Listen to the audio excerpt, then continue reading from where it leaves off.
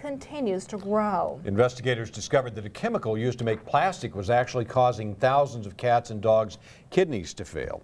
The chemical, melamine, was found in a common pet food ingredient called wheat gluten. It's a concern, though, for a lot of area pet owners who are very much worried about what they're feeding their dogs and cats. And Eyewitness News Everywhere reporter Nikandra Norwood talked with some Mid-South experts about alternative foods. So what'd you learn, Nikandra?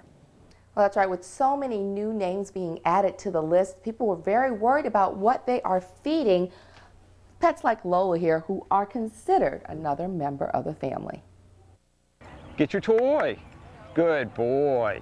Robert England pampers Buddha. Well, I don't know if I should admit this, but I actually cook for him when I microwave for myself. He says he feeds him a well-balanced dog food and then some. I buy him a premium brand. I get the best food I can for him. That's why he was so disturbed by the pet food recall that has been brewing all week. He'll occasionally eat roast beef and other things, so I think if it seems that the number of brands keeps increasing, then just to be safe, I might switch completely to human quality food. With many popular brands of dog food like Eukanuba, Science Diet, and the latest Alpo now showing up on the list, many pet owners are not sure where to go now that their trusted brands are no longer on store shelves. Feed store owner Sean McGee says he only has confidence in a couple of brands right now. We feed Eagle ProPak here. It's an all-natural, holistic brand that we've carried since the 90s.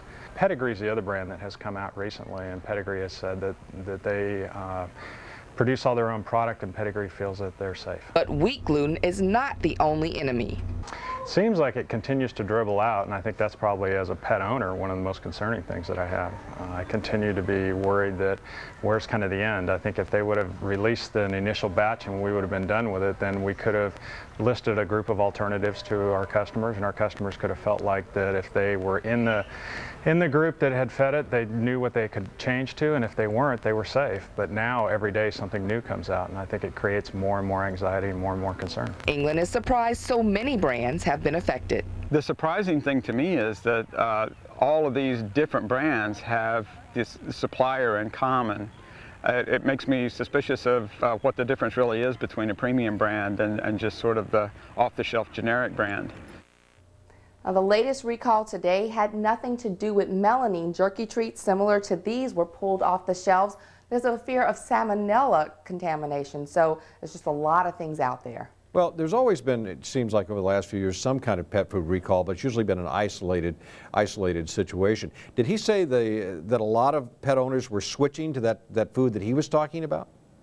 Well, he says that has been a very popular brand in their store for a long time because of its holistic qualities. A lot of the products are organic or human quality, USDA approved or FDA approved foods, so a little bit higher standards than what would be for pet foods. Right, and we want to remind everybody to go to the internet. There's a lot of information from the various manufacturer websites, and we'll talk about our website here in just a minute as well. Thank you, Nikandra. While most of the information that we could find discouraged pet owners from making all of their pets' food, there certainly were some vets who think that if you make your pet's food, that is a safe alternative. And talk with your own vet if you would like to try it out. Also, we have information on the foods being recalled. Just go to our website, myeyewitnessnews.com, and click on the I Saw It on Eyewitness News